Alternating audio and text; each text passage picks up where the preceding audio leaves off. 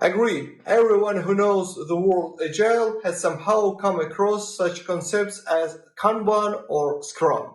And a lot of people have always wondered what is better to use in their work, Scrum or Kanban.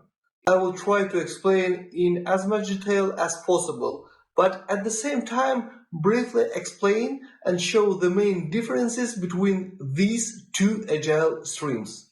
My name is Orkan and I'm from the Walkadon team. So let's start right now. Before we talk about the differences, let's briefly, just very briefly, brush up on what Scrum is and what Kanban is. According to the Scrum Guide, the holy book for all Scrum fans, Scrum is a lightweight framework that helps people, teams and organizations generate value through adaptive solutions for complex problems. In other words, Scrum requires detailed and restrictive planning and has predefined processes and accountabilities. In Scrum, the work is divided into smaller tasks that must be completed in a predefined period, like sprints. The sprint is a container for all other events.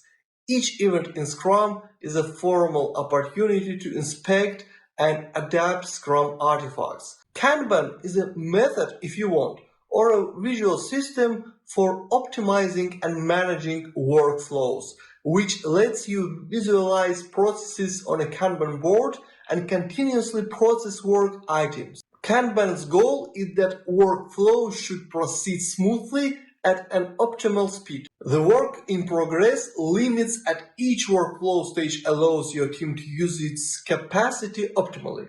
In other words, Kanban helps you optimize your existing process with a set of principles. The main objective of implementing Kanban is to identify potential bottlenecks in the process and fix them. Now, let's compare Scrum and Kanban and understand the main difference between these two techniques. There are many similarities and many differences between Kanban and Scrum. I'm not sure it is correct to talk about all of them. At least it will not be informative. So I have decided to add the 6 most important differences between Kanban and Scrum to help you understand the real difference. The first is roles or accountabilities. In Kanban, there are no predefined roles for a team, although there may be still a project manager or even the product owner. The team is encouraged to collaborate and chip in when anyone becomes overwhelmed. In Scrum, there are following accountabilities: Scrum Master, Product Owner, and developers. Each Scrum team member has a predefined accountability. Then, delivery cycle. In Kanban, products and processes are delivered continuously on an as-needed basis, with due dates determined by the business as needed. In Scrum, regular fixed-length sprints. The sprint cycle lasts 1 to 4 weeks for a maximum month. The next is change policy. In Kanban, it can be incorporated at any time. Allows for changes to be made to a project midstream, allowing for iterations and continuous improvement before completing a project. In Scrum, it is generally not made during the sprint, but it is okay to add new items into the sprint backlog without contradiction to the sprint goal. If required, a sprint could be even cancelled if the sprint goal becomes obsolete. Only the product owner had the authority to cancel the sprint. Then, delegation and prioritization. Kanban uses so-called pull system, or a systematic workflow that allows team members to only pull new tasks once the previous task is complete.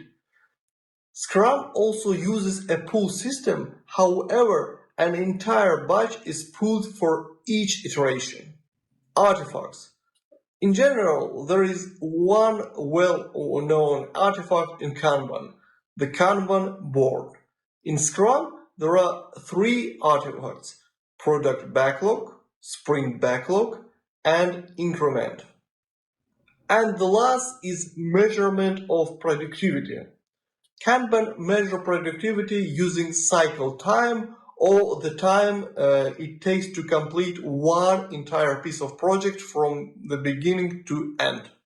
Scrum measures productivity using velocity through sprints. Each sprint is laid out back to back and or concurrently, so that each additional sprint relies on the success of the one before it. So, we briefly figured out what Scrum is and what Kanban is. We discussed the main differences between these two agile streams. Now, let's understand whether it's possible to work with these two techniques at the same time.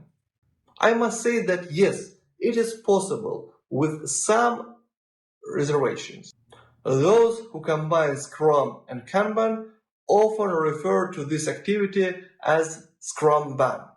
Moreover, the Scrum org team even wrote a unique guide on using Kanban in Scrum teams. Below in the description of this video is a link to the guide. I will also say that I know several Scrum teams that use the Kanban technique inside the sprint.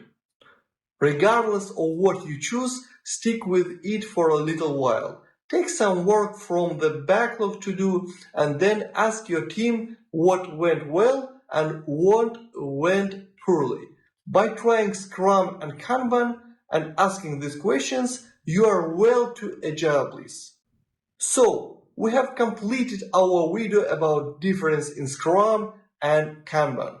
If you like this video, make sure to subscribe to our YouTube channel right now. Just click on the subscribe button below this video and also to like button. It's really important to promote this video. If you need additional help or advice of mentioned topic or just want to get more information, please leave your comments below and we will provide you the answer or our mind as soon as it's possible. It's free and we really like it.